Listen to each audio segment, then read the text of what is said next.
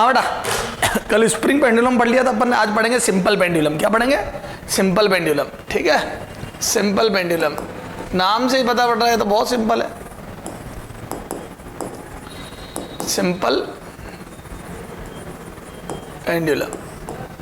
देखो बेटा, अपन ने याद है एसएचएम में पढ़े थे दो, लीनियर एसएचएम और एंगुलर एसएचएम। इसको दोनों से प्रूव करके बता दूंगा मैं, है ना, कोई दिक्कत नहीं है इसको, है ना। जैसे यहाँ पे हिंड है, ये इसको बोलते हैं पॉइंट ऑफ सस्पेंशन। क्या बोलते हैं बेटा? एस से लिख रहा हूं मैं, पॉइंट ऑफ सस्पेंशन। लटकन बिंदु हिंदी में बोलते हैं और इंग्लिश में बोलते हैं पॉइंट ऑफ सस्पेंशन। ठीक है साहब। अब ये बॉल है, अगर अपन बॉल छोटी बनाए जब तो कोई दिक्कत नहीं, बड़ी बनाए तो जानना ये जो एल होता है बेटा, बेसिकली बच्चा इसको वायर की लेंथ समझ लेता है। क्या समझ लेता है?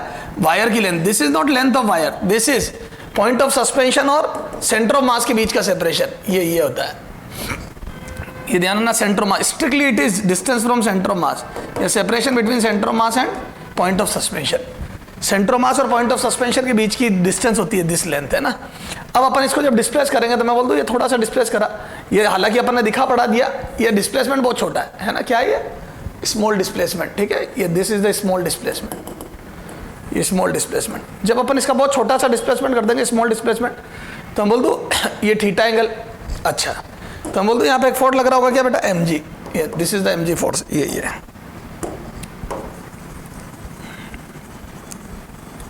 M G. मैं बोल दूं इसका एम जी का एक कॉम्पोनेंट इधर होगा, ये एम जी, ये theta. This is M G cos theta. क्या होगा बेटा? एम जी कोस थीटा, ये। और एक कंपोनेंट आएगा इधर टुवर्ड्स दिस साइड, ये। This is M G sine theta. क्या आएगा ये? M G sine theta. तो एक तो है एम जी कोस थीटा और एक है एम जी साइन थीटा। ये इसको एक्सेलरेट करेगा, इस पार्टिकल को।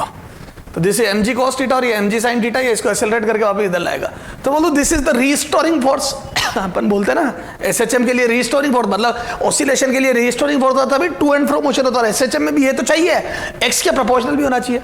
तो बोल दो ये एमजी कोस थीटा इधर। अच्छा, अगर ये स्मॉल डिस्प्लेसमेंट है तो बेसिकली ये मेरे को नजर ऐसा आएगा क्या बेटा? ये देखो, ये कोई ऐसा तिरछा थोड़े नजर आएगा, इतना तो ठीक है, अपने डायग्राम बनाया जब। तो बोल दो if this linear displacement from mean position is x, ये मीन पोजीशन बता रहा हूं मैं, दिस इज मीन पोजीशन। ठीक है बेटा, ये मीन पोजीशन और ये एक्स है।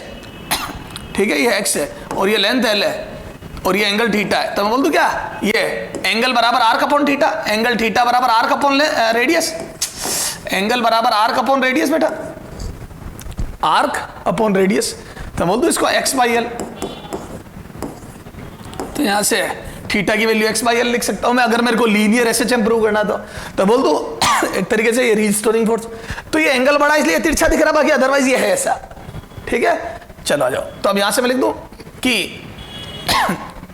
ये तो टेंशन से बैलेंस हो जाएगा एमजी कोस थीटा। तो ये यहां पे अगर जस्ट रिलीज करा तो टेंशन और एमजी कोस थीटा इक्वल होगी। ठीक है, अच्छा बोलो,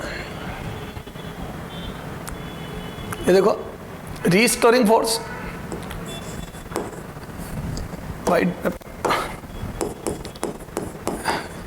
रीस्टोरिंग फोर्स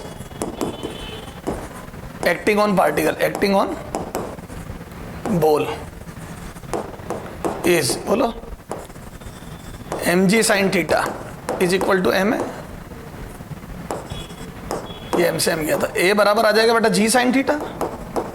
ठीक है, अरे mg sin theta बराबर m है तो g sin theta for small angle. ध्यान रखना, हम यहाँ एक अप्रोक्सीमेशन आ रहा है, हर किसी डिस्प्लेसमेंट के लिए एसएचएम नहीं होता है। तो सिंपल पेंडुलम का मोशन एसएचएम होता है कब? जब स्मॉल डिस्प्लेसमेंट हो, क्योंकि अब आगे के जो डेरिवेशन है वो स्मॉल डिस्प्लेसमेंट के लिए।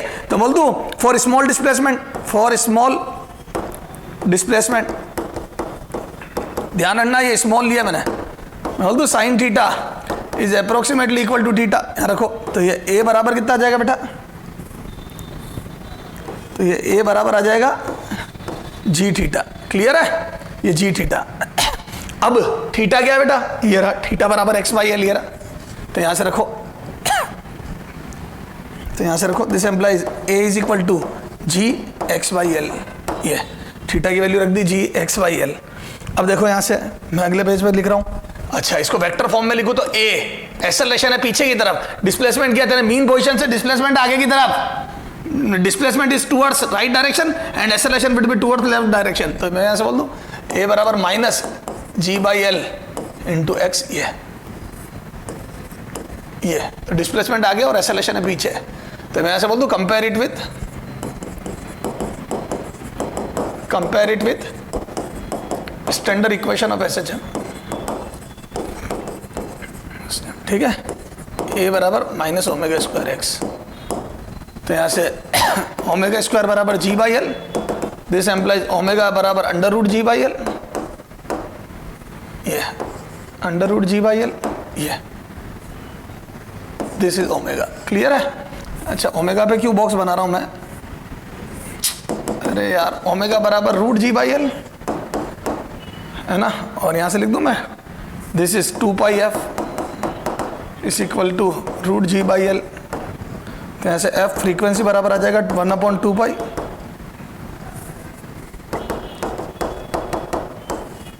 Root g by L. ये तो आ गई फ्रीक्वेंसी, और टाइम पीरियड बोलो टाइम पीरियड बराबर 2 pi under root l by g. ध्यान रखना, ये सिंपल पेंडुलम का टाइम पीरियड आया टी बराबर 2 pi root l by g. This is the time period of simple pendulum. ध्यान रखना, स्मॉल डिस्प्लेसमेंट के लिए अगर डिस्प्लेसमेंट लार्ज होता, स्मॉल नहीं होता, तो साइन थीटा को थीटा नहीं लिख पाता, तो आगे की राम कहानी चलती नहीं, तो ए इज प्रोपोर्शनल टू थीटा नहीं आता। ठीक है, एसएचएम में अपन ए इज प्रोपोर्शनल टू थीटा भी तो प्रूव कर सकते हैं, माइनस थीटा। ठीक है, तो सर समझ में आ गया, alpha is proportional to theta. तो मैं बोल दूं यहां से आगे की राम कहानी। तो बड़े डिस्प्लेसमेंट के लिए तो ऑसिलेशन है, motion of simple pendulum is oscillation for large displacement and SHM for small displacement. ठीक है, ये चला जाओ। अब देखो टी किस किस पे डिपेंड कर रहा है, तो बोल दूं पहला पॉइंट, ए फर्स्ट पॉइंट ये time period is proportional to root L. Time period is proportional to root L, मतलब एज एल इंक्रीजेज, एल क्या है? सेंटर ऑफ मास और पॉइंट ऑफ सस्पेंशन के बीच का separation. This is not length of wire, this is separation between point of suspension and centre of mass of object. As L increases, time period increases, मतलब क्या हो जाएगा? Simple pendulum slow हो जाएगा। Clear है? तो सिंपल पेंडुलम स्लो होता जाता है। अच्छा, फिर आया t is inversely proportional to root g का क्या मतलब है? बोलो, as gravitational acceleration increases, g effective कर दो इसको, जी इफेक्टिव। ग्रेविटेशनल एक्सेलरेशन तो कैसे बढ़ेगा? तो फिक्स वैल्यू है, ये जी इफेक्टिव है। भैया यहाँ पे अपने सिंगल फोर्स लग रहा था, बेटा इसको जी इफेक्टिव लिखो। यहाँ सिंगल फोर्स लग रहा था, कल इलेक्ट्रोस्टैटिक फोर्स और लगा दो नीचे, कई बार बोयेंसी फोर्स ऊपर लग जाएगा तो नेट फोर्स है। बेटा यहाँ तो अपने एक ही फोर्स लिया, इसलिए यहाँ पे और भी तो फोर्स लगा सकता हूं मैं, इसको 4 देके इलेक्ट्रिक फील्ड ऑन कर सकता हूं। यहाँ पे बॉयंसी फोर्स ऊपर, याद है इसको लिक्विड में एसएचएम कराऊं तो बॉयंसी फोर्स ऊपर लग जाएगा, उत्प्लावन बल बॉयंसी फोर्स। तो क्या मैं बोल दूं यहाँ पे और भी फोर्स आ सकते हैं, तो नेट फोर्स। ठीक है, वो अपने बाद में समझ में आएगी। तो ये जो जी है, जी इफेक्टिव कर दो इसको, ये, और इसको पॉइंट ऑफ सस्पेंशन और सेंटर मास के बीच की दूरी ले लो एस। ठीक है, तो यहाँ जी इफेक्टिव कर दिया मैंने। क्लियर है क्या बेटा? तो S G effective increases, T decreases का मतलब हो जाएगा फास्ट हो जाएगा।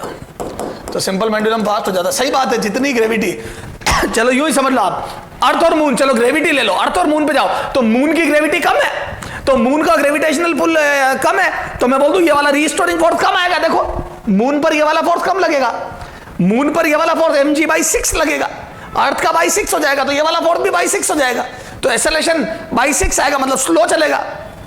तो मैं बोल दूं उसको वापस लाने का काम ही ये जो फोर्स लग रहा है उसका एक कंपोनेंट कर रहा है। तो बोल दूं जैसे जैसे ग्रेविटी घटेगी वैसे वैसे ये वापस लाने वाला फोर्स कम होता जाएगा। तो बोल दूं सिंपल पेंडुलम स्लो होता जाएगा, स्लो होता जाएगा जैसे जैसे ग्रेविटी घटेगी। तो जी घटेगा तो टाइम पीरियड बढ़ेगा, मतलब स्लो। जी बढ़ेगा तो जल्दी जल्दी आएगा, क्यों? क्योंकि फोर्स ज्यादा लगेगा। अच्छा, तो ध्यान रखना, सिंपल पेंडुलम का टाइम पीरियड जी पे डिपेंड करता है, जी पे डिपेंड करता है, इनफैक्ट जी इफेक्टिव। अभी आगे बात करेंगे, अब आ जाओ। अब देखो किस पे डिपेंड नहीं करता है ना, तो देखो very very important, t doesn't depend upon t doesn't depend upon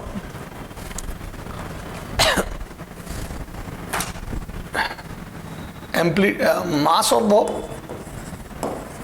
of bob and and amplitude of SHM, amplitude m, mass m and amplitude a of SHM.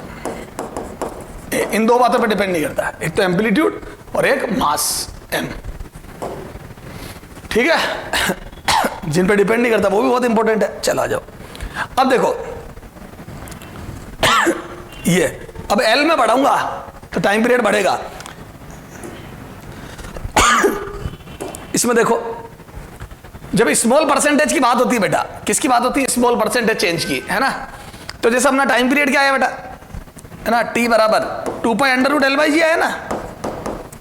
मैं बोल दूं जैसे जैसे L बढ़ेगा टाइम पीरियड बढ़ेगा। अब इसमें अगर बड़े बड़े चेंज करूं, जैसे L को 4 गुना कर दूं, L is increase by 4 times, तो 4 टाइम्स में तो सीधा 4 आ गया, 2 बार आ गया, 20 मतलब डबल हो जाएगा। डबल मतलब 100% बढ़ जाएगा, तब तो कोई दिक्कत नहीं। तो बड़े बड़े परसेंटेज चेंज में तो कोई दिक्कत नहीं है, लेकिन छोटे छोटे परसेंटेज चेंज करूं, मैं क्या करूं बेटा, मैं छोटे छोटे परसेंटेज चेंज करूं तो दिक्कत है ना।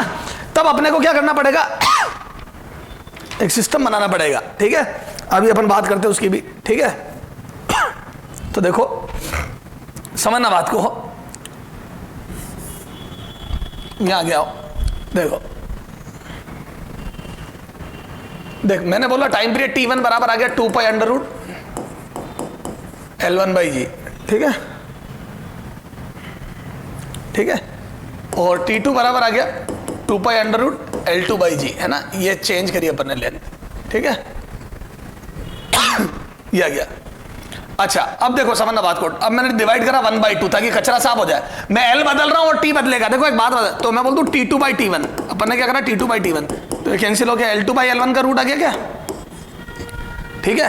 अब सर अब अपन क्या करेंगे, अब L2 अगर मैंने x% बढ़ाया है तो L1 प्लस L1 का x%। देखो मैंने अगर मान लो x% लेंथ बढ़ाई है, जैसे मैंने बोल दिया सिंपल पेंडुलम में मैंने वायर की लेंथ x% बढ़ा दी, तो मैं बोल दूं L2 बराबर L1 प्लस L1 का x%, L1 का x%। और आपको पता है इसको कैसे लिखते हैं, L1 1 प्लस x/100, ये आएगा x% लिखा, ठीक साहब। अब ये यहां रखा मैंने, है ना, put it in above equation, put it in above equation, ठीक है। तो अपन ने यहां रखा तो बोलो क्या आ जाएगा बेटा, तो यहां से बोल दो T2/T1 is equal to L1 1 plus x/100 का रूट अंडर अपॉन L1, तो L1 से L1 गया, तो यहां से आ जाएगा बेटा T2/T1, और यहां से पावर आगे ली, इधर देखो, तो ये आ जाएगा पावर 1/2 ना, 1 प्लस x/100 की पावर 1/2। अब देख बेटा, अगर ये x छोटा नहीं है, 5% जितना नहीं है, मतलब 5% या उससे कम नहीं है, ऐसा कोई हार्ड एंड फास्ट रूल नहीं है। मैंने बोल दिया 8% लेंथ बढ़ाई, तो तेरे को सोचना है कि 1 प्लस 0.08 को नेग्लिजिबल 1.08 में, ये सॉरी 1 प्लस 0.08 पे बाइनोमियल में ये आगे लेना है नहीं लेना, थोड़ी एरर बढ़ती जाती है जैसे जैसे बड़ा होता जाएगा परसेंटेज चेंज। देख याद है 1 plus X binomial theorem, 1 plus X to the power n basic math में पढ़ा होगा, बराबर 1 plus nx for small, for x is much much less than 1। अगर x बहुत छोटा हो 1 के कंपेरिजन में तो ऐसा कर सकते हैं। अब सुनो मैं बस समझाता हूं इस बात को, देखो इधर सुनना, ये हमने बाइनोमियल थ्योरम बेसिक मैथ में पढ़ी, समझाओ। बेसिकली 1 प्लस 2 की पावर अगर 3 होगी तो ऐसा थोड़ी तुम 3 अंदर ले लोगे, 1 या यूं लिख दो, यूं थोड़ी है 2 प्लस 1 की पावर 3 होगी, तो ऐसा थोड़ी कर दोगे आप कि 2 प्लस 3 अंदर ले लिया, 3 × 1 और यहाँ पे आंसर 5 बता दिया कि सर आपने समझाया था ये यूं ले लेना 1 प्लस 2 कर ले की पावर 3, है ना, कि सर आपने समझाया था और हमने पावर अंदर ले ली और पापा को हिसाब कर रहे थे, हमने उनको ये समझा दिया। ये गलत है, क्यों? देखो 3 की, ये 3 की पावर 3 करो 27 आएगा, तुम्हारा आंसर 7 आएगा, जबरदस्त एरर। क्यों? क्योंकि तुम समझ ही नहीं पाए। ये तब होता है जब x is much much less than 1 हो, जैसे अब देख 1 प्लस 0.01 की पावर 3, हाँ अब मैं पावर अंदर लेता हूं ना, क्योंकि ये इसका 1% ही देखो बहुत कम है, तो 1 प्लस 3 आगे लेके 0.01। अब कैलकुलेशन मेरी फास्ट भी हो गई और एक्यूरेट भी है थोड़ी सी, ये क्लियर है। एरर होगी बहुत नेग्लिजिबल एरर है, मेरा जो टाइम फास्ट हुआ उसके कंपैरिजन में वो एरर कुछ भी नहीं है। हाँ ये इसके लिए करूं तो एरर बढ़ गई 0.1, क्योंकि ये 10% है, तो ऐसा नहीं है कर नहीं सकता, देख अब मेरा कितना आंसर आएगा, मैं बोल दूं ये आएगा 1.3, क्योंकि पावर आगे ले ली तो 0.3 बन गया 1.3। और अगर ओरिजिनल में करूं 1.1 को 3 बार 1.1 इंटू 1.1 इंटू 1.1 2 बार करो पहले, तो ये आ जाएगा 1.21, फिर वापस 1.1 करो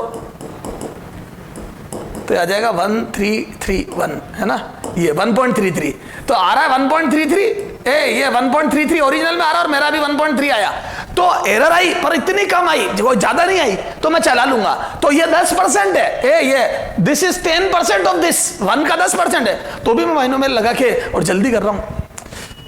डिपेंड करता है 4 ऑप्शन कितने दूर दूर दिए, अगर ऑप्शन बहुत दूर दूर है तो आप 10-20% में लगाओ, तकलीफ कोई मना थोड़ी कर रहा है, बस एरर बढ़ती जाएगी। क्लियर है? तो ये आपकी समझ चाहिए। तो अपन ये बोलते हैं अगर एरर कम लानी है तो 2-5% तक बाइनोमियल लगा लो, ये 5% तक हो ना, जैसे ये 1 और x जो 5% हो, 2% लेंथ बढ़ा दी तो लगा दो। तो बोल दूं फॉर स्मॉल परसेंटेज, यहां से लिख दो for small value of x, for small value of x, जैसे 2% 3%, for small value of x है ना, यहीं लिख दो x/100 is much less than 1 हो, तो यूजिंग बाइनोमियल थ्योरम, है ना, बाइनोमियल थ्योरम यूज करी तो कितना आ जाएगा बेटा, T2/T1 इज इक्वल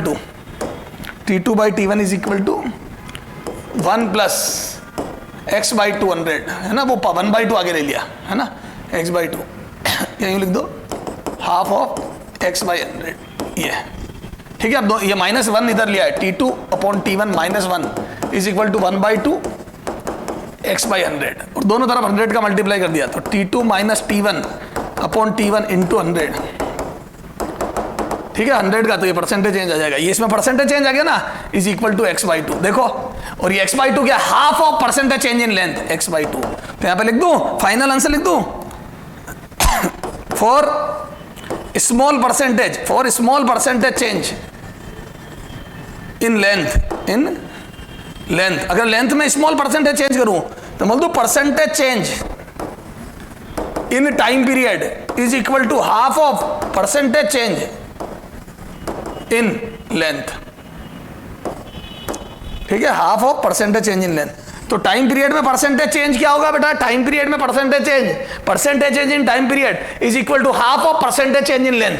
तो सिंपल पेंडुलम की लेंथ में जो परसेंटेज चेंज आया, सिंपल पेंडुलम की लेंथ में जो परसेंटेज चेंज करोगे छोटा परसेंटेज, क्या है रे, सिंपल पेंडुलम की लेंथ में जो चेंज करोगे छोटा परसेंटेज ये है, अगर 1%, 2%, 3% लेंथ बढ़ा दी तो टाइम पीरियड कितना बढ़ जाएगा बेटा, हाफ ऑफ 2%, हाफ ऑफ 4%, जितनी लेंथ में परसेंटेज चेंज करो उसका आधा, लेकिन ये कब, फॉर स्मॉल परसेंटेज, ध्यान रखना फॉर स्मॉल। सर बड़ा परसेंटेज चेंज हो तो फिर बेसिक से करेंगे, फिर अपन यह नहीं आए, या नहीं, फिर अपन बस ये इससे पहले तक का करेंगे, ये नई लेंथ ये बस, अब इसमें सीधा हिसाब, जैसे ये यहाँ पे आ जाओ, ये तो ये लेंथ L1 थी और यहाँ 21% बढ़ा दी, तो यहाँ लिख दूंगा मैं L1 प्लस L1 का 21%, 1.21 L, L1 से L1 कट गया, 1.21 का रूट सीधा आता है 1.1, तो फिर पूरा बेसिक्स है, तो यहाँ के बाद नहीं जाऊंगा फिर आगे मैं, ठीक है, और या फिर यहाँ तक बाइनोमियल नहीं लगाऊंगा बस। अब यहाँ पे 21%, 22%, अब इससे तो कोई सा भी आंसर निकाल लो आप, बड़ा परसेंटेज छोटा परसेंटेज, ठीक है, लेकिन ये फॉर्मूला कब है बेटा, जब छोटे परसेंटेज के लिए।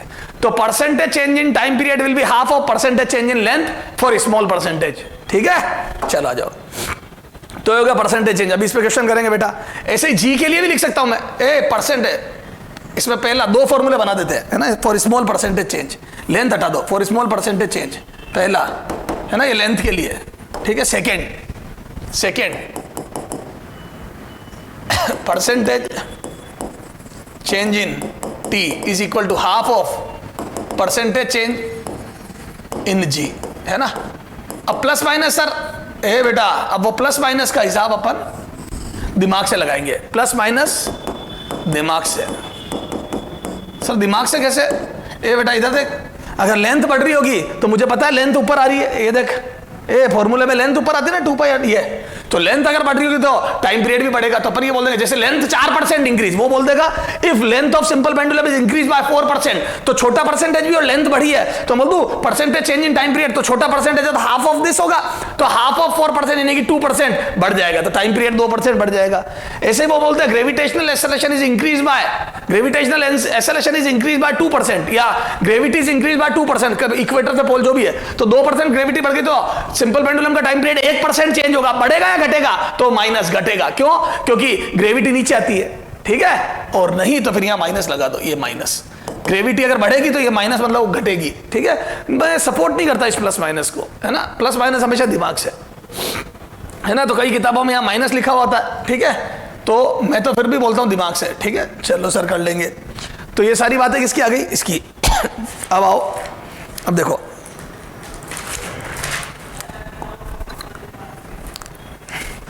थोड़े क्वेश्चन करते हैं, फिर थोड़ा सा और आगे थ्योरी देखते हैं, नहीं तो फिर क्या हो, थ्योरी की रामायण लंबी हो जाती है। थोड़ा क्वेश्चन करते हैं, आ जा। अब एक एक चीज पे क्वेश्चन करते हैं। सबसे पहले ये एल क्या है वो समझाता हूँ, है ना। तो आ जाओ, तो एल को समझने के लिए क्वेश्चन करते हैं, है ना, एल को समझने के लिए। एग्जाम्पल 1, सिंपल पेंडुलम का एग्जाम्पल 1, ठीक है। इफ ये देखो, अब अपन क्या करते हैं, इसमें सीधा डायग्राम बनाते हैं। ये क्वेश्चन करो, जैसे एक बहुत कॉमन क्वेश्चन है बेटा, सेंटर ऑफ मास को समझने का, बहुत ही बेहतरीन क्वेश्चन। ये एक बॉल है जिसमें वाटर भरा हुआ है ना, यहाँ लटका दी, ठीक है, और यहाँ पे नीचे होल कर दिया।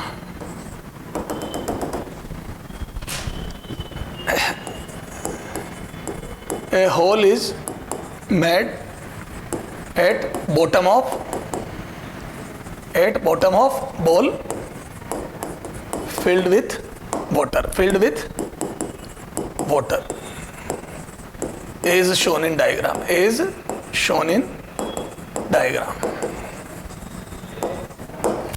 ठीक है, ठीक है। Then time period of SHM of this simple pendulum,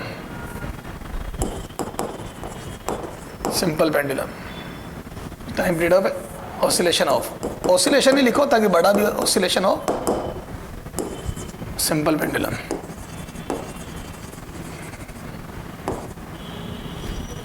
ठीक है। A will continuously increase, B will continuously decrease, C will first decrease, then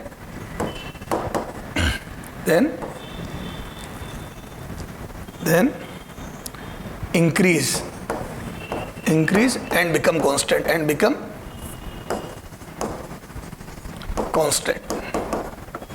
ठीक है। अब इसमें उल्टा कर दो, D first increase then decrease and become constant, ठीक है। आ जाओ, तब देखो बेटा, थोड़ा सा इसमें कुछ नहीं, अपन सेंटर ऑफ मास को समझेंगे। मैं बोल दूं this is point of suspension S, और ये देखो ये रहा वाटर, ये सेंटर ऑफ मास, ये सेंटर ऑफ मास। तो ये पॉइंट ऑफ सस्पेंशन, ये सेंटर ऑफ मास, ये इन दोनों के बीच का सेपरेशन हो गया, ये लेंथ हो गई इन दोनों के बीच की। अब जैसे जैसे पानी खाली होगा तो बोल दो ये लेवल कम होता जाएगा, ये लेवल, वाटर लेवल कम होता जाएगा, और वाटर लेवल जैसे जैसे कम होगा तो मैं बोल दूं ये सेंटर ऑफ मास नीचे शिफ्ट होता जाएगा, और वाटर लेवल कम होगा और सेंटर ऑफ मास नीचे शिफ्ट होगा, और वाटर लेवल कम होगा और नीचे शिफ्ट होगा। अरे जो बचा हुआ पानी है उसका सेंटर ऑफ मास नीचे, तो बोल दो जैसे जैसे पानी खाली होगा वैसे वैसे सेंटर ऑफ मास नीचे शिफ्ट होता जाएगा, जैसे जैसे पानी खाली होगा वैसे वैसे सेंटर ऑफ मास नीचे शिफ्ट होता जाएगा, और सेंटर ऑफ मास नीचे शिफ्ट होता जाएगा तो मैं बोल दूं L इंक्रीज होगा, तो मैं बोल दूं L is centre of mass is shifted downward, है ना। तो लेंथ बढ़ेगी तो मैं बोल दूं टाइम पीरियड लगातार बढ़ेगा क्योंकि L ऊपर आता है, और फिर जैसे ही पूरा पानी खाली हो जाएगा फिर से सेंटर मास सेंटर पे आ जाएगा क्योंकि हवा का सेंटर मास रहेगा, फिर तो सेंटर मास सेंटर पे आ जाएगा, और फिर मैं बोल दूं देन इंक्रीज हो गया भाई, जैसे पहले L बढ़ा तो टाइम पीरियड बढ़ा, फिर घट गया एकदम से क्योंकि सेंटर मास ऊपर आ गया, तो पहले बढ़ेगा टाइम पीरियड, फिर घटेगा और कांस्टेंट हो जाएगा। आंसर इज डी, पहले टाइम पीरियड बढ़ेगा लगातार, फिर एकदम से घट के कांस्टेंट हो जाएगा क्योंकि जैसे ही पानी खाली होगा एयर का सेंटर मास सेंटर पे आ जाएगा। यस सर, क्लियर है। तो ये ऐसे एक और होता है कि बेटा एक बच्चा झूले पे झूला झूल रहा है ना, पार्क में झूले पे झूला झूल रहा है और अचानक से झूले पे खड़ा हो जाए, तो जैसे ही बच्चा अचानक से झूले पे खड़ा हो जाएगा, उसका सेंटर मास थोड़ा ऊपर शिफ्ट हो जाएगा, तो बोल दो एल कम हो जाएगा, एल कम हो जाएगा तो टाइम पीरियड कम हो जाएगा। तो जैसे ही बच्चा झूले पे खड़ा हो जाता है, उसका सेंटर मास की डिस्टेंस पॉइंट ऑफ सस्पेंशन से घट जाती है, तो एल कम हो जाता है, तो टाइम पीरियड कम हो जाता है, तो झूला फास्ट हो जाता है। आप देखो बचपन में आप बैठ के झूल रहे हो और अचानक से झूले पे खड़े हो जाते हो, झूला फास्ट हो जाएगा, उसका ऑसिलेशन फास्ट होने लगेगा। क्लियर है सर, समझ में आ गई? तो ये सारी बातें हैं इसकी, ठीक है। चलो अब इधर देखना,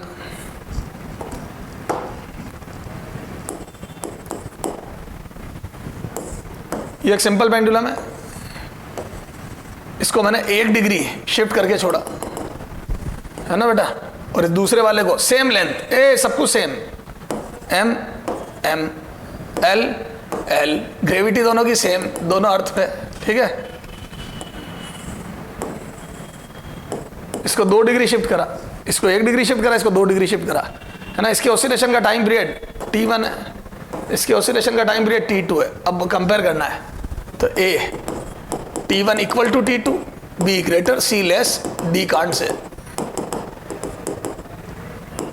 ठीक है।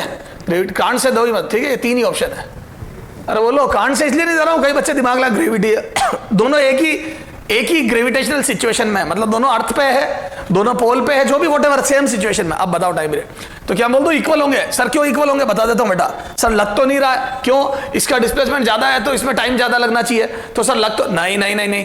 सर क्यों नहीं लगेगा टाइम? मैं बोल दूं यहाँ पे ज्यादा कम डिस्प्लेसमेंट है तो ग्रेविटेशनल फोर्स भी तो कम लगेगा। याद है जी थीटा, जी साइन थीटा को जी थीटा लिखा था, तो एक्सेलरेशन जी थीटा होगा, यहाँ पे भी एक्सेलरेशन जी थीटा होगा, लेकिन यहाँ पे थीटा डैश बड़ा है, theta dash is greater then theta, तो एक्सेलरेशन यहाँ का ज्यादा आएगा। This acceleration would be greater than this, तो यहां पर एक्सेलरेशन जो होगा इस बॉल का वो ज्यादा होगा उससे, और एक्सेलरेशन ज्यादा होगा तो मैं बोल दूं जल्दी जल्दी राउंड होंगे। वही जैसा स्प्रिंग पेंडुलम में होता है, याद कर, मैंने स्प्रिंग पेंडुलम में बताया था ना, ज्यादा खींचोगे अगर स्प्रिंग को या ब्लॉक को तो ज्यादा फोर्स लगाएगी स्प्रिंग, तो ज्यादा डिस्टेंस ज्यादा स्पीड से चलेगा तो टाइम वही लगता है, ऐसा सेट हो जाता है एडजस्टमेंट। सिंपल पेंडुलम और स्प्रिंग पेंडुलम दोनों में, simple pendulum and spring pendulum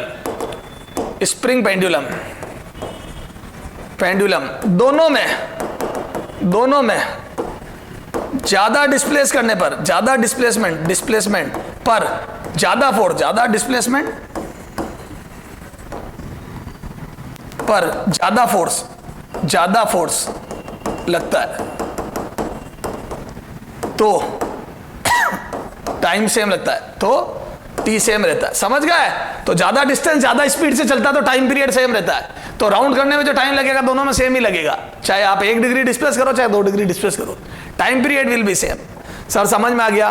sir gravity का कुछ कह रहे थे आप, आ जाओ। ग्रेविटेशनल उस पर डिपेंड करता है। एग्जाम्पल 3 देखो, तो ये सेंटर मास समझ में आ गया बेटा? चलो और देखते क्वेश्चन, एक करना और देखते हैं, सुनना ध्यान से। देखो बहुत ही बेहतरीन question,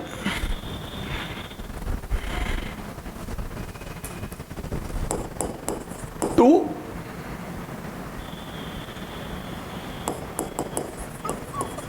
identical appearing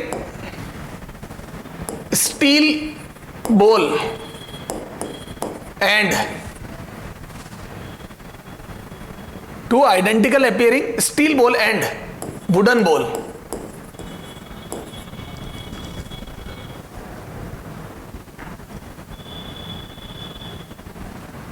two identical appearing steel ball and wooden ball are suspended from a string या from a wire of length L है ना, वायर की लेंथ भी सेम है, as shown ये देखो, ये बिल्कुल सेम वायर, कोई दिक्कत नहीं, ठीक है। थोड़ी बॉल बड़ी बना रहा हूं, है ना।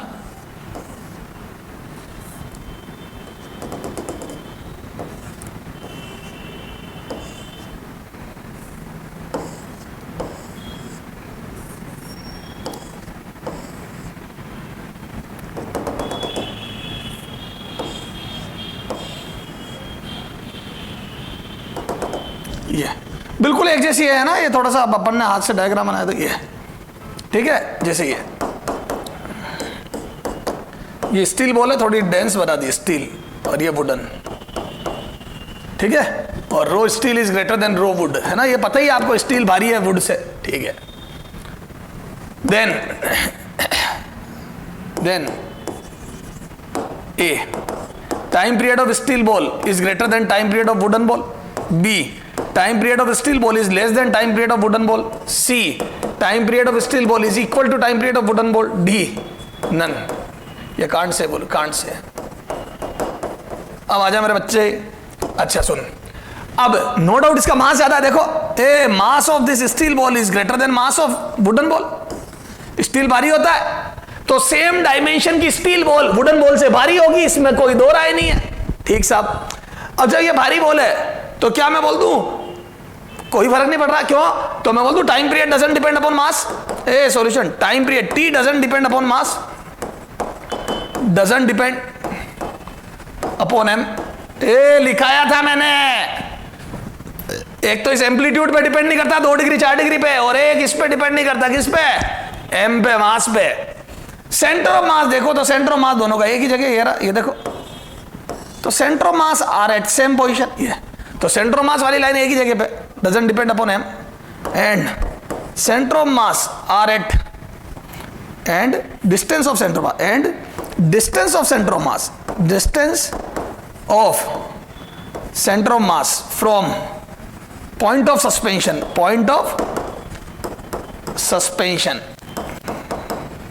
S is same, point of suspension से देखो सेम है डिस्टेंस, ये S, ये सेंटर ऑफ मास की ये L सेम है, ये बिल्कुल सेम है। अरे बोलो बच्चों, और अगर सेम है तो time period would be same, तो L बदला नहीं, पॉइंट ऑफ सस्पेंशन और सेंटर मास के बीच का सेपरेशन बदला नहीं, और जी वो का वही है, ग्रेविटी वो की वही है, तो कोई फर्क नहीं पड़ेगा, ठीक है बच्चा? ठीक सर, आगे आ जाओ। हाँ, अगर कभी डायमेंशन बदल जाए, समझ सुनना, अगर मैं बोल दूं 2 सेम मास की स्टील बॉल और बोली वुडन बॉल, ये टाइम पीरियड बदल जाए, और सेम वायर लेंथ के वायर से लटका दी नीचे, टाइम पीरियड बदल जाएगा, क्योंकि वुडन बॉल बड़ी होगी तो उसकी डायमेंशन बड़ी होगी, तो सेंटर ऑफ मास शिफ्ट हो गया। समझ गए क्या? क्वेश्चन ध्यान से पढ़ो, रटो मत, तो रटो मत स्टिल, तो हम सेंटर ऑफ मास की पोजीशन देखेंगे। सर समझ में आ गया? ठीक सर, आगे आ जाओ बच्चा, अभी तो देख,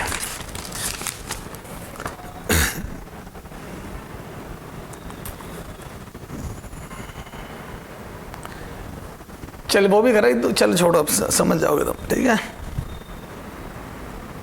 अच्छा, अब ये बातें तो सर समझ में आ गई।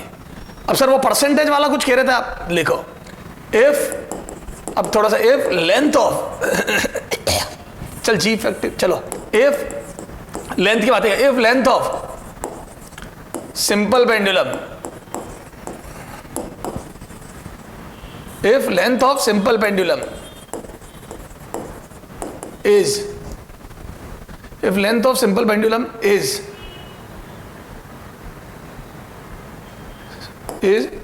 increased, length of simple pendulum is 4 times, then is increased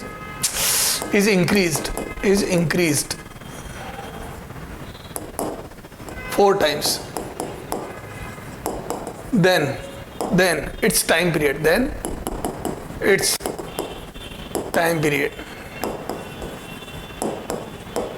will increase A by 100%, B, या its time period will be, you करो will be, है ना, पहले कर दो will be 4 times, B 1/4, C 2 times, D half, ठीक है? 4 गुना हो जाएगा, 1/4 हो जाएगा, 2 times हो जाएगा, या हाफ हो जाएगा। चलो आ जाओ देखते हैं। तो ये बहुत सीधा स्ट्रेट फॉरवर्ड क्वेश्चन है, कोई दिक्कत ही नहीं है। तो मैं बोल दूं L dash is equal to 4 times of पुरानी वाली वैल्यू, पुरानी वैल्यू को L नॉट बोल रहा हूं, नहीं को L डैश, तो यहां से मैं बोल दूं पुराना टाइम पीरियड टी नॉट बराबर 2 pi under root l naught by g, नया टाइम पीरियड टी डैश बराबर 2 pi under root l dash by g, ये, और यहां से रखो एल डैश बराबर 4 एल नॉट रखो, तो यहां से टी डैश बराबर कितना जाएगा 2 pi under root 4 L naught by G, equation 2 divide करो, इक्वेशन 2 डिवाइड बाई इक्वेशन 1, या चलो इसी में चलने दो। तो टी डैश बराबर यहां से 4 बार ले लिया तो twice of 2 pi under root l by g आ गया क्या, तो यहां से आ जाएगा 2 टी नॉट, ये आ जाएगा टी डैश, तो टी डैश बराबर 2 टी नॉट। तो मैं बोल दूं टाइम पीरियड डबल हो गया बेटा जी, टाइम पीरियड डबल हो गया, देख लो पहले 4 एल नॉट करा तो ये लेंथ आ जाएगी 4 एल नॉट, तो पुराने वाले का डबल आ गया। ठीक है, अब इसी को परसेंटेज में देते, आ जाओ अगला example. if length of simple pendulum is increased by, है ना, अब जैसे परसेंटेज में bye 800%, then percentage change in its time period, A will increase by 300%, B will decrease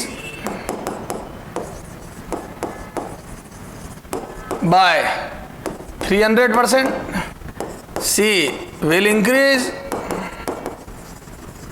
by 200%, D will decrease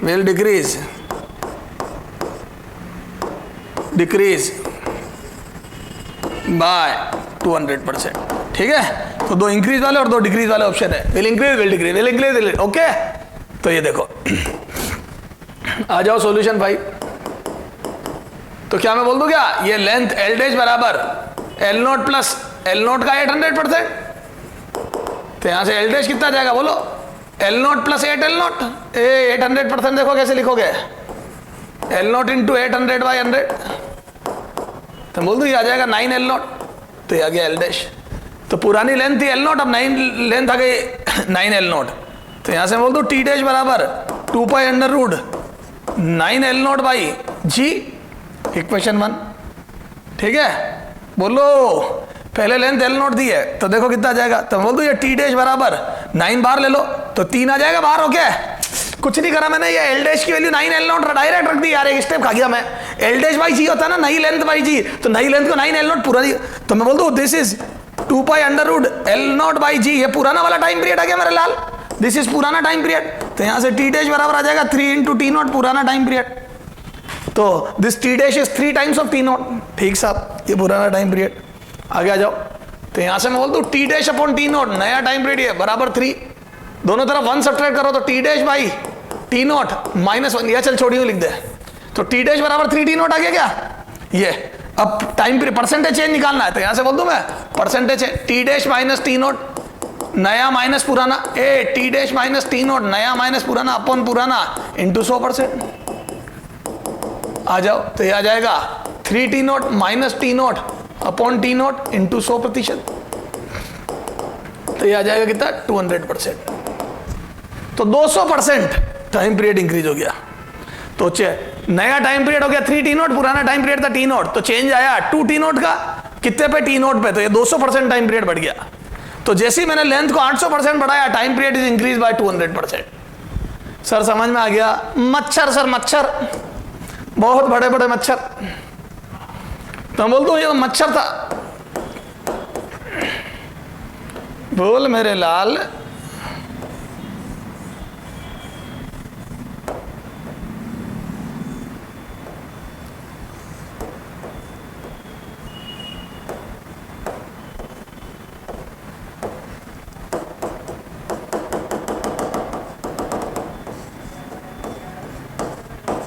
ठीक है, तो बहुत बड़ा मच्छर था सर, समझ में आ गया, क्लियर है। चलो, तो ये आ गया 800%, तो बड़े बड़े परसेंटेज थे, बड़े बड़े है ना, ये अब आ जाओ छोटे परसेंटेज का क्वेश्चन करते हैं, है ना।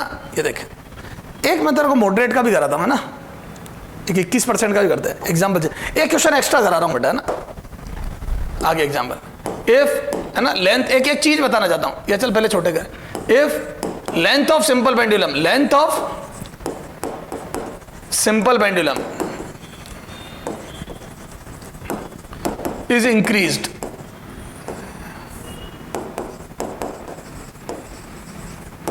by 4%, then percentage change in its time period, है ना। चला जा, तो क्या मैं बोल दूं, ये एल डैश बराबर, इधर देख, अब अगर मैं वैसे करूं, टी डैश बराबर, इधर देख, टी डैश बराबर जैसे पहले करा था एल डैश बाई जी, अब एल डैश की वैल्यू रखूं 2 पाई अंडर रूट, है ना, एल नॉट, ये हो गया ना 4% बढ़ाओ, L naught plus l naught का 4%, 4/100 ये अपॉन जी। अब इसमें से ये लिखूं एल नॉट, तो यहां पे देखो बेटा कितना आ जाएगा, एल नॉट कॉमन ले लूं, 1 प्लस 0.04, और इसको लिखूंगा 1.04। देख मैं थोड़ा जल्दी कर रहा हूं इसको, जी का रूट अंडर ये। अब ये तो पुराना टाइम पीरियड हो गया, तो यह टी डैश बराबर आ जाएगा टी नॉट। अब रूट 1.04 मेरे लिए तबियत खराब करने वाला काम है। अगर कोई ये कर रहा तो बड़ी बकवास बात हो गई, क्योंकि 1.04 का रूट लेने में आपको छींक आ जाएगी बेटा। तो सर यह बाइनोमियल लगा रही थी, अगर जिसको ध्यान, तो अपन एक काम करें, इस रास्ते पे जाए क्यों, क्योंकि ध्यान नहीं रहा बाइनोमियल लगाने का, तो कैलकुलेशन टफ हो जाएगी। तो मैं सिखाना भी नहीं चाहता हूं। याद है छोटा परसेंटेज और छोटे की कैलकुलेशन मैंने क्लास में कर दी, देख ले, तू गलती नहीं करे इसलिए मैंने तेरे को कैलकुलेशन करके याद ही करा दिया था। रिजल्ट बता देता हूं बेटा, बता देता हूं, तेरे को यकीन नहीं हो रहा था। देख तेरे लिए कैलकुलेशन मैंने कर दी थी, ये देख छोटे परसेंटेज के लिए, देख अब तेरे को दिमाग नहीं, ये सब मैंने कर दिया था। तो कैलकुलेशन का ध्यान रख के बाइनोमियल मैंने लगा दी थी, देख यहां मैंने बाइनोमियल लगा दी थी, तो तू नहीं भूल जाए इसलिए मैंने लगा के तेरे को डायरेक्ट फॉर्मूला दे दिया, for small percentage this formula will be applicable. फिर उसको वैसे मत करो, बड़े परसेंटेज वालों को तो कर दो, बड़े परसेंटेज है तो कर लो। ये देख, ये देख, अगर बड़े परसेंटेज है तब तक तो अभी कर रहे थे वो सब ठीक है कि बेसिक्स है ना, लेकिन छोटे परसेंटेज के लिए ऐसे करो। तो बोल दूं फॉर स्मॉल परसेंटेज, यहां पे पहली लाइन यही लिख रहा हूं मैं, फॉर स्मॉल परसेंटेज चेंज, बोलो क्या आ जाएगा, तो percentage change in t, percentage change in T is equal to half of percentage change in l. ये ठीक है, तो टी में percentage change will be half of percentage change in l. आ जाओ, तो बोल दूं कि 4% लेंथ बढ़ा दी, तो आ जाओ टी में परसेंटेज, तो percentage change in T is equal to half of 4%, तो ये आ जाएगा 2%। तो बोल दो अगर आपने लेंथ को 4% बढ़ा दी तो टाइम पीरियड 2% का चेंज आएगा, बढ़ेगा या घटेगा, तो बोल दो T is proportional to root L होता है, तो एल बढ़ी है तो टाइम पीरियड भी बढ़ेगा। तो मैंने कहा था ना दिमाग से देखना, तो बढ़ेगा, तो जो परसेंटेज चेंज है वो 2% का होगा और टाइम पीरियड विल इंक्रीज। क्यों? क्योंकि लेंथ बढ़ने से टाइम पीरियड बढ़ता है। मैंने कहा था ना दिमाग से देखना, बढ़ेगा या घटेगा। सर हमने देख लिया दिमाग से। ये अब देखो सर, ये तो ठीक है छोटा परसेंटेज था। अब देखिए एक बात बताता हूं तेरे को, जैसे एक क्वेश्चन देता हूं तेरे को, अगला example, if length of simple pendulum, सुनना ध्यान से, पेंडुलम इज इंक्रीज्ड, मैं जो कहना चाहता हूं समझना, इंक्रीज बाय 21%, कितना पता है, by 21%, then percentage change in t, है ना, a will increase by 10%, B will decrease by 10%, C will increase by 21%, D will decrease by 21%। ठीक है, जैसे ये 4 ऑप्शन है। अरे बेटा 2 इंक्रीज 2 डिक्रीज के तो होंगे ही होंगे।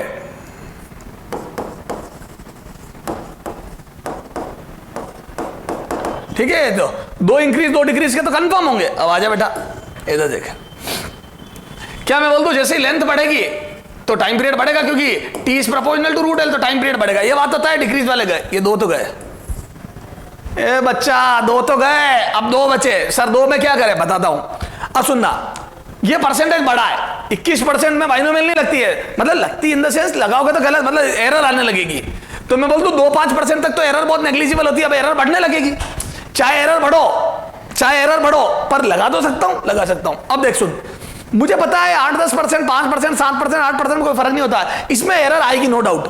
लेकिन फिर भी अगर मैं लगाऊं तो मैं बोल दूं परसेंटेज चेंज इन टी, अरे थोड़ी एरर आ जाएगी, कोई दिक्कत नहीं, change in T is equal to half of percentage change in L कर दूं, तो यहां 21% का आधा कर दूं तो मेरा 10.5% आ रहा है, 10.5% आ रहा है। तो मैं तो ये टिक कर दूंगा विल इंक्रीज बाय 10%, क्योंकि 10.5% बहुत करीब है 10% के। ठीक है, चलो जाओ। और बहुत ज्यादा एरर नहीं होगी, क्योंकि 21% भी कोई बहुत बड़ा क्वांटिटी नहीं है ना, 5-10%। ठीक है, अब बेसिक से करके देखते हैं। अब इसमें एरर तो है, ये बात तो है, 10.5 तो आंसर नहीं आएगा, तो मैंने 10 टिक कर दिया। ठीक है, अब देखो मैं बेसिक से करता हूं, है ना, इसका जो ओरिजिनल सॉल्यूशन है वो करते हैं, है ना। ये हो गया तुक्का, थोड़ा सा है ना तुक्का, लेकिन हाँ लॉजिक दिमाग लगाया मैंने। अब देखो मेथड, तो मैं बोल दूं टी डैश नया टी बराबर 2 पाई, थोड़ा सा डायरेक्ट कर रहा हूं बेटा, एल डैश बाई जी। बोलो एल डैश कितना आ जाएगा, एल डैश बराबर पुरानी लेंथ से 21% बढ़ा दी, तो l naught plus l naught का 21%, एल नॉट का 21%, l naught plus l naught का 21%, और ये कितना आ जाएगा बेटा, l naught plus 21/100 l naught, ये l naught plus 21/100 l naught, तो ये कितना आ जाएगा बेटा, तो ये एल डैश बराबर आ जाएगा 1.21 एल नॉट, ये आ गया 1.21 एल नॉट। अब यहां रख दूं, आ जा, तो यहां से मैं ये यहां रख रहा हूं इसमें, ठीक है, आ जा, है ना ये। तो दिस एम्प्लाइज टी डैश बराबर आ जाएगा 2 pi under root 1.21 l naught by g, ये आ जाएगा 1.1 इंटू टी नॉट, ये आ गया ये। तो नया टी आ गया 1.1 टाइम्स टी नॉट, तो यहां से T dash by T naught is equal to 1.1, ये आ गया 1.1, दोनों तरफ -1 कर दिया, तो T dash upon T not -1, है ना, इससे करता ना, T dash minus T not, है ना, -1, या यूं कर लो, चल छोड़, T dash minus T not upon T not into 100, सीधा कर, इज इक्वल टू, बोलो नया टी आ गया 1.1 T not minus T not upon T not into 100, तो यहां से टी नॉट कॉमन आगे कट गया, ऊपर आ गया 1.1 माइनस 0.1 इंटू 100, ये आ गया 10%, तो बोल दो 10% चेंज आ गया। देखो तो ओरिजिनल आ रहा है 10% एक्चुअल में, और मेरा आया 10.5, तो एरर को बहुत ज्यादा नहीं बढ़ गई। हाँ अगर ये जैसे मान लो जैसे उसमें ले 800% वाले में, देखो एरर कब बढ़ती है, देख अब ये बहुत बड़ा परसेंटेज 800%, अब लेंथ 800% बढ़ाई, तो अपना ओरिजिनल आंसर कितना आया, विल इंक्रीज बाय 200%। अरे इसका आंसर क्या आया था, विल इंक्रीज बाय 200% आया था ना, टिक करना भूल गया मैं, देख विल इंक्रीज बाय 200%, है ना। तो अब अगर मैं उससे करता हूं, तो ये देखो हाफ ऑफ 800 कितना होता है, यहां देख, तो परसेंटेज अगर मैं छोटे परसेंटेज वाले, तो हाफ ऑफ 800% कितना होता है, तो ये आया 400%, तो लेंथ विल इंक्रीज, मेरे हिसाब से तो टाइम पीरियड 400% चेंज हो जाएगा अगर छोटे परसेंटेज वाला फॉर्मूला लगा दिया। तो अगर आपने छोटे परसेंटेज वाला फॉर्मूला यहां अप्लाई कर दिया, ये बहुत बड़ा परसेंटेज है, तो मैं बोल दूं बर्बाद हो गए। ये देख 400% आ रहा है और आंसर 200, बहुत बड़ा अंतर है, 300 400, समझ गए, तो ये यहां नहीं लगेगा। तो ऐसे बहुत बड़े बड़े परसेंटेज हो ना, जब 1 को ही पार होने लगे 100% 200%, तब फेल है वो फॉर्मूला, बहुत ज्यादा एरर आ जाएगी। 20% 10% ठीक है लगा देना, तू एरर आएगी, नो डाउट आएगी, 0.5% छोटी एरर नहीं होती, लेकिन मेरे ऑप्शन में काम चल रहा है ना मेरा, तो कई बार क्या होता है दिमाग से काम करना पड़ता है ना, तो ट्रेडिशनल बातें नहीं करके थोड़ा दिमाग से। तो मैंने छोटे परसेंटेज और बड़े परसेंटेज दोनों के तेरे को मूल मंत्र दे दिए, मेरे लाल तेरे को छोटा परसेंटेज और बड़ा परसेंटेज दोनों के मूल मंत्र दे दिए मैंने। तो सर मेरे तो बहुत अच्छा समझ में आ गया सिंपल पेंडुलम, अब तो हम क्वेश्चन गलत नहीं करेंगे। अब सर आपने एल के बारे में तो बहुत बता दिया, एल इफेक्टिव क्या होता है, सेंटर ऑफ मास है, थोड़ा जी इफेक्टिव के बारे में भी बता दो ना बेट सर। ठीक है सर, तो अब जी इफेक्टिव की बातें करेंगे, लेकिन थोड़ी सी देर बाद। हाँ बेटा अब देखते हैं जी इफेक्टिव का, है ना, effect on time period of G effective, effect on T, है ना, और जी इफेक्टिव। अब जी इफेक्टिव का क्या इफेक्ट पड़ता है, जी इफेक्टिव कैसे बदलता है वो भी देखते हैं। देखो बेटा अब जी इफेक्टिव में जैसे कई बार वो लिफ्ट में, अब अपने को क्वेश्चन जो देगा मून पे चला जाएगा, लिफ्ट के अंदर लिफ्ट एक्सेलरेट होने लग जाएगी। देखो ये लिफ्ट है, समझना, है ना, 3 केस बताऊंगा मैं। ये सिंपल पेंडुलम, ठीक है, और ये मान लो रेस्ट पे है या कांस्टेंट वेलोसिटी है, तो रेस्ट पे है ना, और या कांस्टेंट वेलोसिटी v बराबर कांस्टेंट। 100 बात की एक बात है, एक्सेलरेशन जीरो है ना, चाहे रेस्ट पे हो चाहे कांस्टेंट वेलोसिटी से मूव करे, एक्सेलरेशन जीरो, चाहे ऊपर मूव करे चाहे नीचे मूव करे, मेरे को कोई मतलब नहीं, एक्सेलरेशन जीरो। ठीक साहब, अगर एक्सेलरेशन जीरो है तो मैं बोल दूं, अगर इसको अब जैसे यहाँ खड़ा हूं मैं और इसको एसएचएम करवा रहा हूं, तो मैं बोल दूं ये यूं एसएचएम करेगी और इसकी मीन पोजीशन यही रहेगी। अरे बोलो, और यहाँ mg फोर्स लगेगा और ये t लगेगा, जब मैं इसको डिस्प्लेस करूंगा तो वही restoring force mg sin theta होगा, तो पूरा होगा वही। तो मैं यहाँ से बोल दूं t बराबर आ जाएगा 2 pi under root l/g, no change in time period, कोई चेंज नहीं, नो चेंज। ठीक है, अच्छा, क्योंकि g इफेक्टिव g होगा, तो मैं बोल दूं यहाँ पे g इफेक्टिव g होगा, g इफेक्टिव बराबर g, क्योंकि मेरे को इसका कोई फायदा नहीं मिला, इनर्शियल नॉन इनर्शियल फ्रेम, ये इनर्शियल फ्रेम है। ठीक है, तो अगर नॉन इनर्शियल फ्रेम हो, ये जैसे लिफ्ट एक्सेलरेट होने लग जाए ऊपर ऐसे, तो बोल दो एक सीडो फोर्स लगेगा। ए बेटा, ये यहाँ पे अंदर खड़े आदमी को एक सीडो फोर्स दिखाई देगा, ये टेंशन बढ़ जाएगी। ग्राउंड वाला आदमी क्या बोलेगा, देखो ये आदमी ए ये बी, ग्राउंड वाला तो बोलेगा टेंशन mg से ज्यादा है, कितनी m ज्यादा है, और अंदर वाला क्या बोलेगा, अंदर वाला ये बोलेगा कि ये जो है इस पे एक तो लग रहा है mg और एक बोलेगा सीडो फोर्स लग रहा है ma सर ma सर, हाँ, तो एक तो लग रहा है mg और अंदर वाला बोलेगा एक सीडो फोर्स, क्योंकि वो टेंशन ज्यादा कैसे बताएगा, वो कैसे बोलेगा कि टेंशन क्यों बढ़ गई, क्योंकि इस डायरेक्शन में इक्विलिब्रियम है, तो वो यही बोलेगा कि टेंशन mg और एक सीडो फोर्स ma को बैलेंस कर रही है, तो नॉन इनर्शियल फ्रेम में एक सीडो फोर्स लगता है। तो चाहे इसकी बात करूं चाहे इसकी, तो मैं बोल दूं क्या कि g इफेक्टिव कितना आ जाएगा बोलो, तो यहां से मैं बोल दूं m g effective is equal to, तो अंदर वाले के कंपेरिजन तो a प्लस जी, तो यहां से m गया, तो बोल दूं g इफेक्टिव a प्लस जी हो जाएगा। तो अंदर बैठे आदमी को, अपन बाहर के बाद, तो अंदर बैठे आदमी के लिए जब एसएचएम करेगा तो रिस्टोरिंग फोर्स थोड़ा बढ़ गया, समझ गया, तो mg प्लस m है, तो मैं बोल दूं g effective is equal to g plus a, तो यहां से बोलो टाइम पीरियड कितना आ जाएगा, 2 pi under root L upon G plus a, ये this is the effective time period. Clear है, तो G effective G plus a. तो जब लिफ्ट ऊपर एक्सेलरेट होती है तो नीचे सीडो फोर्स लग के G इफेक्टिव G प्लस ए हो जाता है, और जब लिफ्ट नीचे एक्सेलरेट होगी, 3 केस बना के बता रहा हूं है ना, ये लिफ्ट जब नीचे एक्सेलरेट होगी एक्सेलरेशन से, तो ऊपर की तरफ सीडो फोर्स लगेगा, नीचे लगेगा mg और ऊपर लगेगा बेटा ma सीडो फोर्स। क्लियर है, टेंशन था ये, तो यहां से मैं बोल दूं ये mg इफेक्टिव कितना जाएगा, तो बोलो mg इफेक्टिव, तो यहां से मैं बोल दूं mg effective is equal to mg minus ma, a इस बार ma ऊपर है तो m गया, तो g इफेक्टिव आ जाएगा बेटा g माइनस a, तो यहां टाइम पीरियड कितना बन जाएगा बोलो, t बराबर 2 pi under root L upon g minus a, ये g इफेक्टिव। तो जब लिफ्ट ऊपर जा रही है तो सीडो फोर्स नीचे, तो g प्लस a आ जाएगा, जब लिफ्ट नीचे जा रही है तो सीडो फोर्स ऊपर, तो g माइनस a आ जाएगा, तो 2 pi under root L upon G plus है L अपॉन G माइनस है, ये हो गया इफेक्टिव टाइम पीरियड। तो सर ये तो सारी बात समझ में आ गई हमारे को, क्लियर है क्या बेटा, तो एक तो ये। अच्छा, अब मैं मून वगैरह पे चला जाऊं, कोई दिक्कत नहीं है। अब देखो इस पे क्वेश्चन कैसे बनता है, इधर देख, ये जो अभी अपन ने पढ़ा। अच्छा, और G इफेक्टिव में क्या होता है, तो देखो अब ये थोड़ा सा, चल इधर आ जा, इफेक्ट ऑफ लिक्विड भी देख लेते हैं, है ना।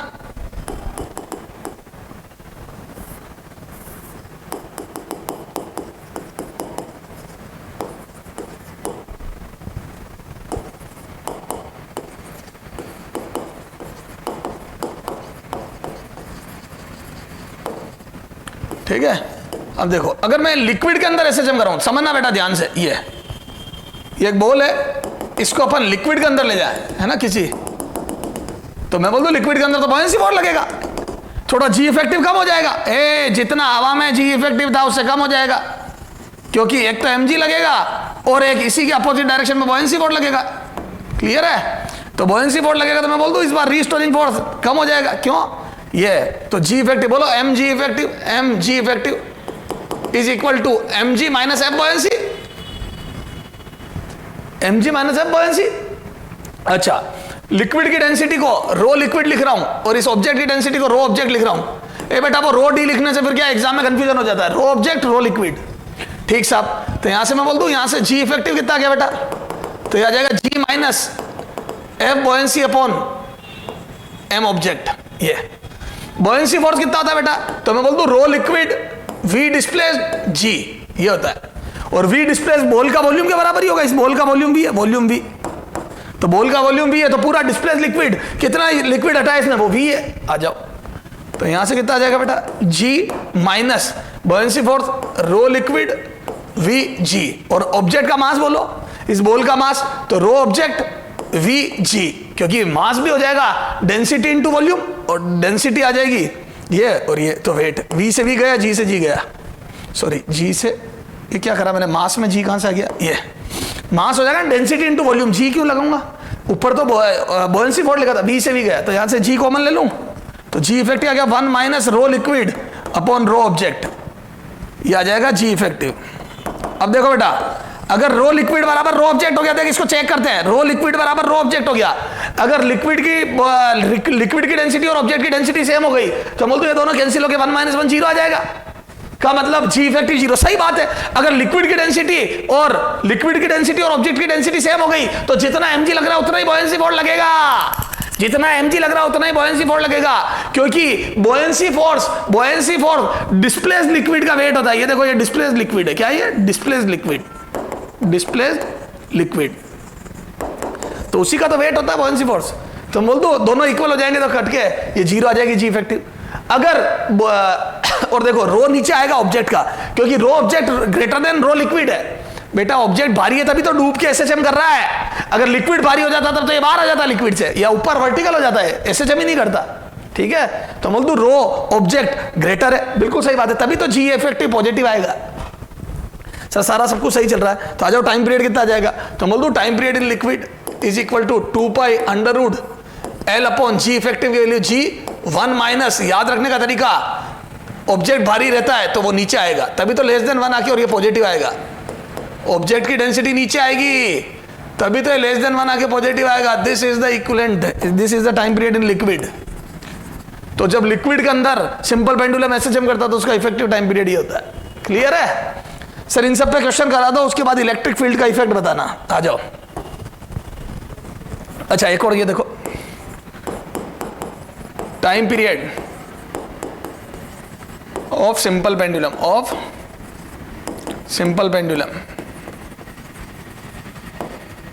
एट मून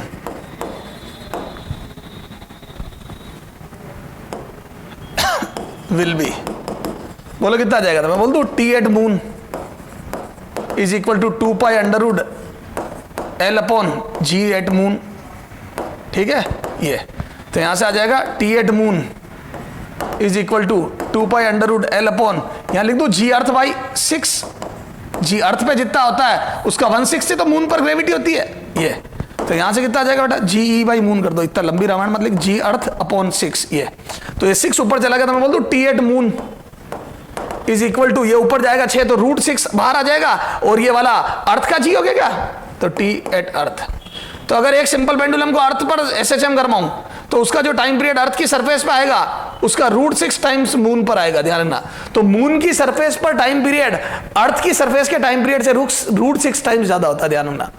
मतलब वहां स्लो चलता है, ज्यादा होने का मतलब क्या है, मून पे स्लो, सही बात है, स्लो हो जाएगा क्योंकि ग्रेविटी घट जाएगी, तो मून पर थोड़ा सा एसएचएम स्लो होता है। सर ये तो सारी बात समझ में आ गई हमारे को, ठीक sir.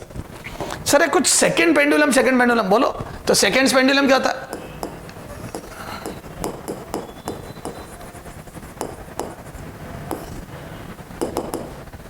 Simple pendulum having its time period, ध्यान रखना, इट्स टाइम पीरियड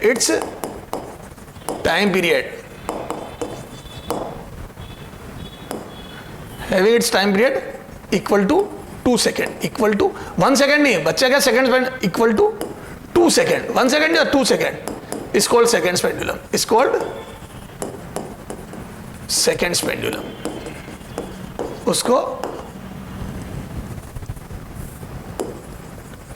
उसको सेकेंड पेंडुलम बोलते हैं, जिसका टाइम पीरियड कितना हो 2 second, is called seconds pendulum, ठीक है।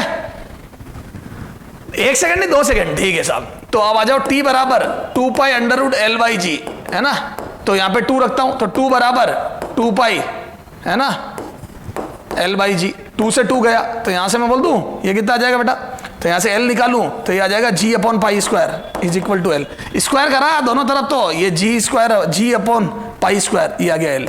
अच्छा g की वैल्यू 9.8 अपॉन ये पाई स्क्वायर भी जी के बराबर आता है, तो मैं बोल दूं अरे ये पाई जी पाई स्क्वायर ही तो होता है, तो एल बराबर आ जाएगा 1 मीटर। कितना आ जाएगा ये? अरे एल बराबर 1 मीटर, ये जी पाई स्क्वायर ही होता है। अरे 3.14 का स्क्वायर करो, ये लगभग 9.8 ही आएगा, तो काट के 1 मीटर। तो मैं बोल दूं ये ऑन अर्थ, ऑन अर्थ, ठीक है। तो ये अर्थ पर है सारा, ये अर्थ का जी है ना, ये तो 9.8 रखा, तो ये तो अर्थ की सरफेस पे, तो मैं बोल दूं a length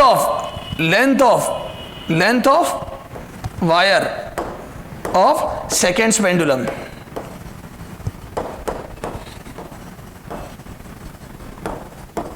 on earth surface,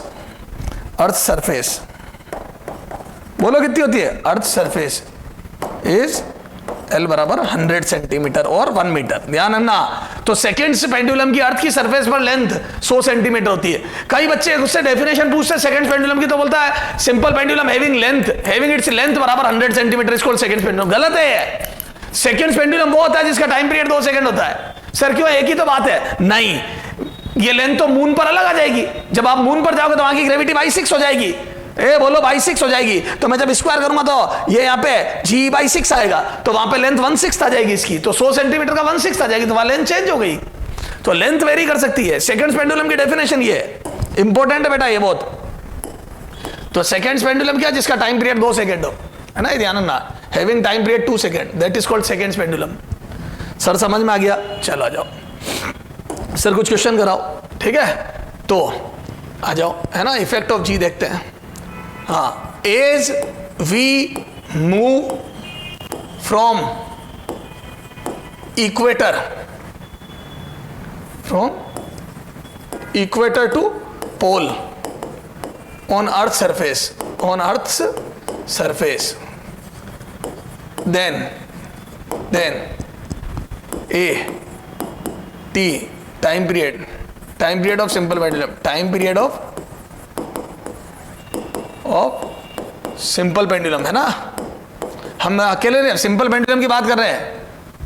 अरे इक्वेटर से पोल पे मैं घूमने नहीं जा रहा हूं। Time period of simple pendulum को लेके जा रहा हूं। Simple pendulum will increase, B time period of simple pendulum will decrease,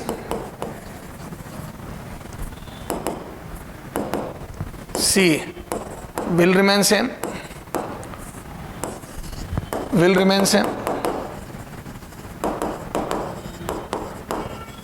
D can't say, है ना, कुछ कह नहीं सकते। अब देख बेटा, ये अपनी अर्थ है, आपको पता ही होगा। इधर देख मेरे बच्चे,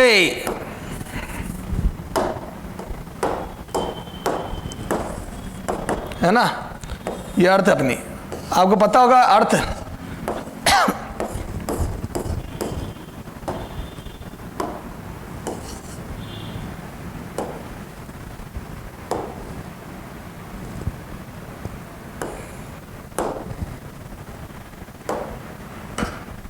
है ना, अर्थ अपनी।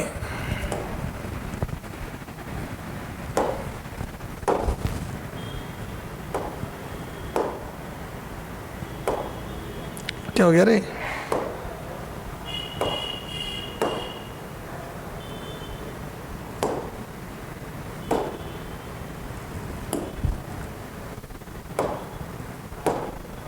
हाँ सही हो गया। ये देखो, ये अपनी अर्थ है। तो आपको पता होगा कि अर्थ का क्या है बेटा। तो अर्थ इक्वेटर पे थोड़ी रेडियस ज्यादा है पोल पर, तो याद है gravity at pole is greater than gravity at equator, क्योंकि पोल पर थोड़ी अर्थ के सेंटर की तरफ चपटी होती है, तो रेडियस कम हो गई, तो याद है GM अपॉन आर स्क्वायर। ये ग्रेविटी में पढ़ोगे आप।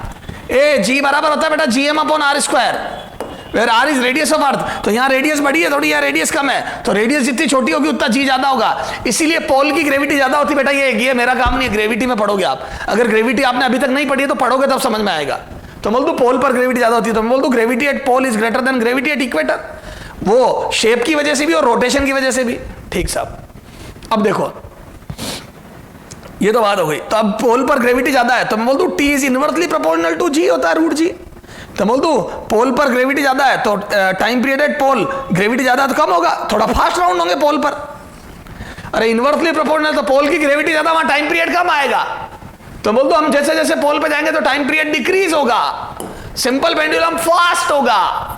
तो आप जैसे, अब बेटा ये थोड़ा ध्यान रखो, जैसे जैसे आप इक्वेटर से पोल पे जाओगे, पोल पे ग्रेविटी ज्यादा होती है, ग्रेविटेशन पढ़ोगे तब समझ में आ जाएगा, है ना। तो पोल पर अगर ग्रेविटी ज्यादा है तो टाइम पीरियड कम आएगा। सर समझ में आ गया, चलो बेटा। ये तो ये सेकंड्स पेंडुलम हो गया, क्लियर है क्या? अच्छा, अब आ जाओ लिफ्ट वाले क्वेश्चन करते हैं। अब सुनना, ये जैसे अभी अपन ने लिफ्ट वाला पढ़ा ना, इसमें देख ये लिफ्ट वाला, ये लिक्विड से पहले है ना, ये लिफ्ट ऊपर गई नीचे गई। इसमें एक चीज और देख, है ना, जब जी इफेक्टिव की बात कर रहे हैं तो एक चीज और ऐड कर, ठीक है। जैसे देखो सुनना, अगर गाड़ी आगे जा रही है जैसे कोई, है ना, इसमें एक कार वाला भी बनता है ना, ये कार आगे जा रही है, ये एक सिंपल पेंडुलम है और कार आगे एक्सेलरेट हो रही है ऐसे। तो ये जो सिंपल पेंडुलम है ये थीटा एंगल पीछे, ये कार आगे एक्सेलरेट हो रही है तो इसका इक्विलिब्रियम यहां होगा। ये एसएचएम इस लाइन के अबाउट नहीं करेगा, ये इसके अबाउट एसएचएम करेगा। अगर कार आगे चल रही तो इस आदमी को, ठीक है, अगर कांस्टेंट एक्सेलरेशन से कार आगे मूव कर रही है तो ये जो बॉल होगी यहाँ इक्विलिब्रियम में होगी। सर हमारी गाड़ी में तो वो हिलता रहता है क्योंकि वहां पे लगातार एक्सेलरेशन वेरी कर रहा होता है। अगर एक्सेलरेशन कांस्टेंट है तो यहाँ इक्विलिब्रियम होगा। अच्छा आप देखते हैं यहाँ पे, तो इसके लिए दुनिया इधर हो गई, ये अंदर बैठे आदमी के लिए दुनिया, ये जी इफेक्टिव इधर है। कैसे बताता हूं, एम जी इधर लग रहा है और स्यूडो फोर्स पीछे, याद है नॉन इनर्शियल फ्रेम जिधर जा रही होती है उसका उल्टा स्यूडो फोर्स एम है इधर। तो यहाँ पे ये नेट फोर्स जो लगेगा ये, and this would be m g effective and that would be m, देखो कितना आएगा ये, तो यहाँ पे स्क्वायर क्योंकि फोर्स है ना, तो एम जी का स्क्वायर प्लस एम ए का स्क्वायर का रूट अंडर, तो यहाँ से एम कट जाएगा कॉमन आके, तो जी इफेक्टिव आ जाएगा बेटा g square plus a square का root under, this would be the g effective, g square plus a square. ध्यान रखना, तो कार अगर ए एक्सेलरेशन से आगे जा रही है तो जी इफेक्टिव ये का मतलब ये इक्विलिब्रियम जाए वहां जी इफेक्टिव ये। अब अगर इससे अपन डिस्टर्ब कराएंगे तो ऐसे ऐसे चमक जाएगा, ये ऐसे चम होगा ये, तो इसको डिस्प्लेस करके मूव करूंगा तो यूं ऐसे चमेगा। क्लियर है क्या? तो जी इफेक्टिव आ गया। तो टाइम पीरियड कितना आ जाएगा बोलो, 2 pi under root L upon जी इफेक्टिव। रखो जी इफेक्टिव की वैल्यू, ध्यान से देखना बेटा, तो यहां से टी बराबर आ जाएगा 2 pi under root L upon under root g effective की वैल्यू रखो, तो ये आ जाएगा g square plus a square. तो रूट का रूट है, ध्यान रखना। सर समझ में आ गया, डबल रूट है ये। सर सारी बात समझ में आ गई। तो ये अच्छा, ऐसे ही अगर एक सर्कुलर मोशन और करता है ना, इधर देखो, अगर एक सर्कल पे घूम रहा है, ए इधर देख, रोड पे घूम रही है कोई गाड़ी, ये तो था यूं, मान लो यहाँ पे एक रोड पे कार है, वो v स्पीड से यूं जा रही है, क्लियर है। अब इसके अंदर भी एक सिंपल पेंडुलम मोशन, तो ये r रेडियस का सर्कल है ना, और v स्पीड से, तो मैं बोल दूं ये जो कार है, अब यहां से देखो, तो कार को अगर यहां से पीछे से देखूं मैं तो ऐसी नजर आएगी ये देखो, ये कार के टायर,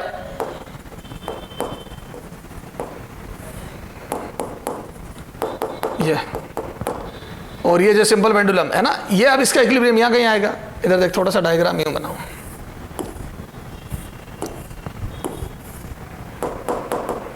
ये कार के टायर ही है, ये सिंपल पेंडुलम यहां लटका रखा है ना। तो ये देखो, एक तो एम जी नीचे लगेगा और बाहर लगेगा m v square by r, ये ठीक है, इसका इक्विलिब्रियम यहां आएगा ये।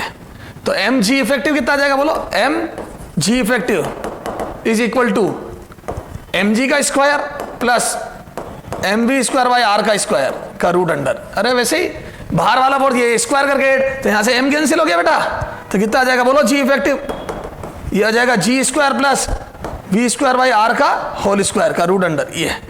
तो मैं बोल दूं बस वो कुछ नहीं, बाहर वाला फोर्स जो सेंट्रीफ्यूगल फोर्स था या सर्कुलर मोशन में, वो m v square by r हो जाता, मतलब वो एम ए की जगह m v square by r, मतलब ए की जगह वी स्क्वायर बाई आर रख दो इसमें।